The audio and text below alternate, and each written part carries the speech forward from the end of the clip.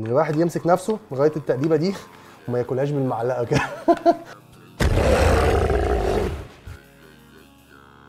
السلام عليكم، كل سنه وانتم طيبين. الاسبوع ده اسبوع مولد النبي يا جماعه. احنا بنتلكك في اي اجازه، اي مناسبه دينيه، اي حاجه، بنعمل اي حاجه بتتاكل. يعني لازم، ليه ما عندناش، ليه كل الاجازات فيها حاجات تتاكل؟ يعني احنا عندنا عاشوراء بناكل عاشوراء، مش عارف عندنا ايه بناكل فيه بليله، وعندنا مولد النبي بناكل فيه حلويات، حتى اي حاجه، حتى لو حاجه مناسبه دينيه بناكل فيها الفته، في كل حاجه، كل حاجه عندنا مربوطه بالاكل.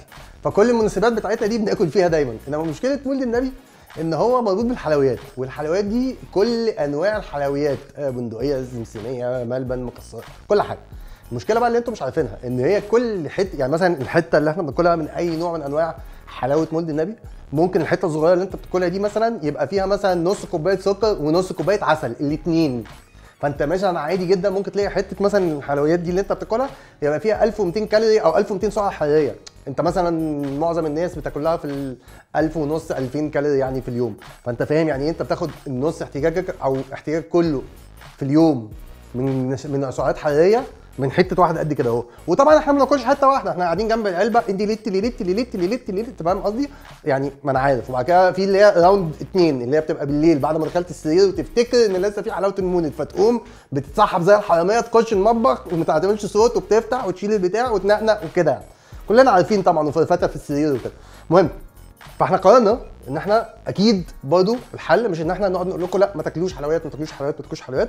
الحل بسيط جدا، ان احنا قلنا لكم ان احنا نعمل لكم فاريشن او نوع من حلويات مولد النبي بطريقه سهله وتتعمل في البيت، وارخص بكتير جدا كمان من ان احنا اشترينا حلويات مولد النبي. والحاجه الثانيه الالذ ان هي سهله وفيها مكونين بس. المكون الاولاني سهل، هو شويه لوز، ممكن نجيب كمان اللي هو اللوز المحمص اللي هو اللي بيبقى حلو ده. ودي الشوكولاته اللي بيسموها شوكولاته الطبيخ، اللي هي الشوكولاته النيه اللي هي ما بيبقاش داخل فيها ولا سكر ولا اي حاجه، اللي هي بتبقى جايه من بودره الكاكاو الخام ذات نفسه بتاع الشوكولاته. هي مفيده مش مضره. اللي بيخلي الشوكولاتات اللي احنا بناكلها تاني حاجه مضره ان هم بيضيفوا فيها كميه سكر ابيض وحاجات تانيه مش صحيه، فهذا اللي بيخليه. انما الحته دي اللي هي شوكولاته الطبيخ او شوكولاته الدارك شوكليت اللي هي بيسموها دي حاجه هيلثي جدا. اول حاجه تعالوا نتكلم على فوائد اللوز. فوائد اللوز غني في البروتين، فهو مصدر بروتين كويس لينا. تاني حاجه ان هو غني بالفيتامين اي. الفيتامين اي مفيد جدا للشعر وللجلد وللضوافر وكده، البنات برضه بيحبوا الكلام ده. في مضادات الاكسده اللي بتساعد جسمي على ان هو يفضل هيلثي عامه يعني. والشوكولاته النيه او الدارك شوكليت هي فيها فوائد كتير جدا، هي غنيه برضه بمضادات الاكسده، هي بتساعدنا اكتر على فانكشن المخ او كده او التركيز، اللي هي يعني وظائف المخ كده، بتساعدك في التركيز وبتساعدك في التفكير. وبرضه في ابحاث بتقول ان هي بتساعد في صحه قلبك والدوره الدمويه ان جنرال. فاحنا هنا هنحاول ان احنا كل اللي احنا هنعمله ان احنا هنسيح الشوكولاته دي، هنحط اللوز جواه، وبعد كده هنطلعه نكوره وندخله الثلاجه. مفيش ولا نار ولا طبيخ ولا اي حاجه. طيب اول نقطه هنعملها ان احنا هنجيب الشوكولاته اللي هي النيه دي، اللي هي الشوكولاته الطبيخ زي ما قلنا، نكسرها حتت، نحطها في طبق ده، هندخلها الميكرويف دقيقه ونص. عينك معاها برضه عشان مش كل الميكرويف نفس القوه يعني او الطاقه. فبص عليها لغايه لما تسيح خالص، تبقى ليكويد يعني تبقى سايل خالص، ما فيهاش كلاكيع خالص خالص خالص. اوكي؟ لو ما عندكش ميكرويف ممكن تعملها في حله على النار برضه، ما فيهاش اي مشكله، وعينك معاها وانت بتقلب وهي بتسيح لغايه لما تسيح معاك خالص، بس خد بالك ان هي ما تشيطش منك. اوكي؟ فنروح نحط دي في الميكرويف دقيقه ونص كده، نسيحها ونرجع لكم تاني. يلا بينا.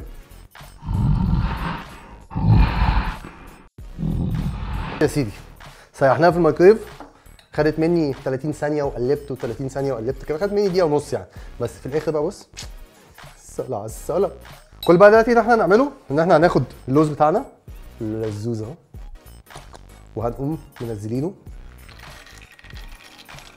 كده اهو بكل بساطه. وبس يا جماعه. وبعد كده اهو هنقوم عاملين ايه، ناخد شويه لوز كده بالشوكولاته، نصفي شويه شوكولاته عشان الشوكولاته بس ما تبقاش ايه لغوصه. نقوم عاملين كده كل مثلا واحده او كل كتله من دول او كل حته من دول تاخد معلقتين عادي.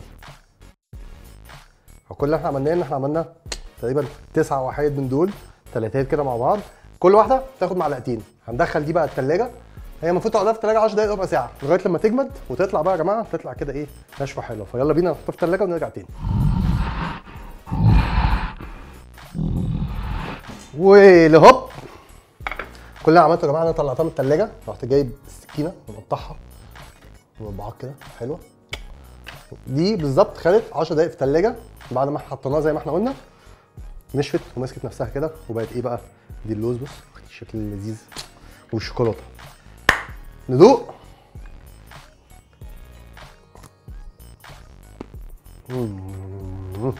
الحلو بقى في الجماعه الموضوع يا جماعه اللي انا نسيت اقوله لكم في الاول ايه؟ ان اللوز ده محمص وعليه شويه ملح، فانت لما بتاكل يبقى حلو وفي حادق جوه كده بقى. دي بقى كانت حلاوه المولد او الفيرجن بتاعتنا من حلاوه المولد، هيلثي سنه. استنونا الاسبوع الجاي في حلقه جديده من جاله في المطبخ. السلام عليكم.